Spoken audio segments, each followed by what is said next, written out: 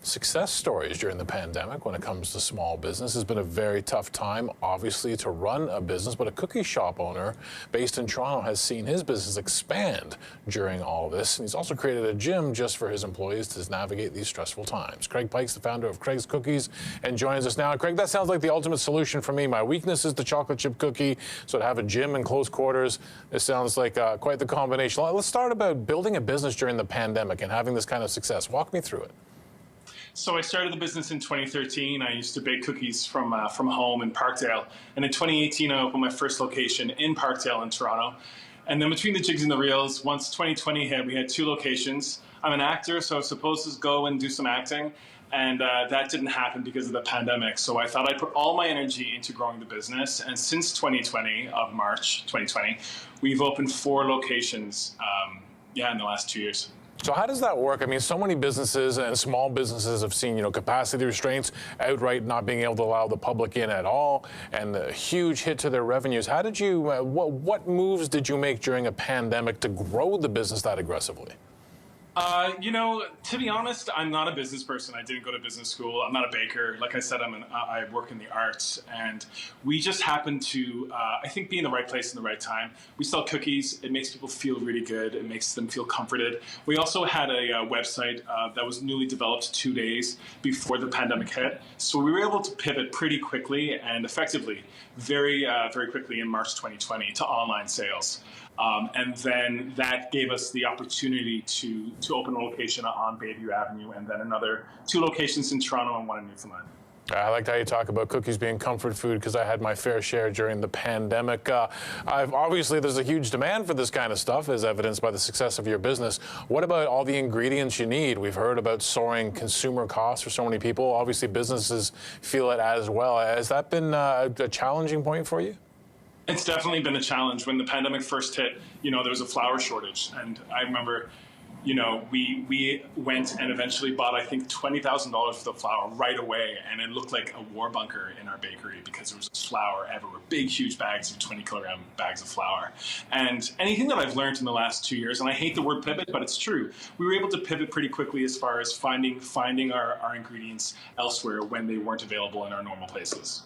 Did you have to pass any of those price increases through to the customer? Because that's been a big question in terms of some of the big publicly traded companies that we follow day to day on BNN and Bloomberg. Sure, we know their costs are on the rise. Is the customer willing to pay more? We're trying to make cookies available for everybody. So we haven't raised our prices in the last 12 months at all. And it's really important that we try not to, to keep our guests and our fan base really loyal. Part of the growth of the business and the success of the business is Toronto feels like they have ownership around the brand, and we want to make sure that the cookies are available even during these financially hard times. We mentioned at the top about how you had offered a gym to your employees as well. Is this part of a retention strategy? Because we do know that there's a war for talent out there in terms of people having taken a look at themselves during the pandemic and moved on to other careers. How tough is that? We believe at Craig's Cookies that our staff is really important to us. So, we offer a really fair living wage. Our starting wage is $17 an hour. We're going up to $18 an hour in the new year for a starting wage. We offer GRSPs. We offer benefits, health for our employees, and like you said, we have a gym. So it's a place where people can feel safe, can feel valued, and then the byproduct of that is our staff want to stick around and continue with the growth of the business.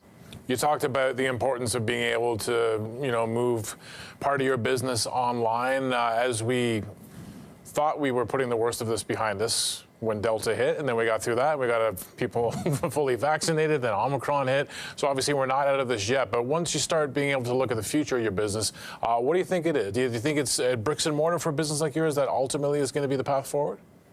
We've opened 6 locations, and I'm really excited for the future of Craig's Cookies. We're looking at franchise opportunities.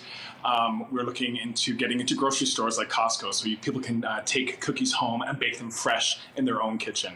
And I'm really excited to have a food truck in the next few months, so we can travel around to different events in the province. Let's talk about that opportunity in terms of getting into grocery stores. Obviously, that would be a huge move. Are you starting to have those discussions, starting to map out a strategy to perhaps get yourself into some of those stores? We are. I think part of not being a trained business person or a baker is that I'm pretty naive and bold with our decisions with the business.